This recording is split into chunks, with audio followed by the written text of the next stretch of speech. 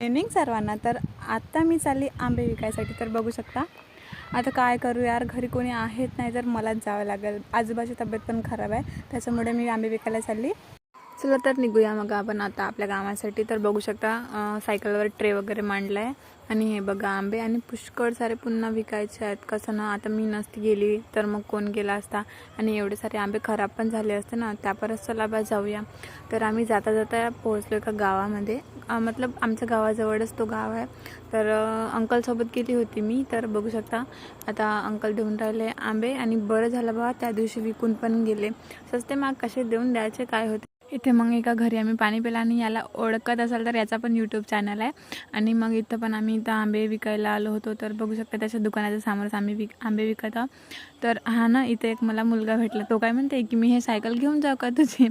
तर मी म्हटलं घेऊन जा ना बाबा, कुठे जायचं आहे तर.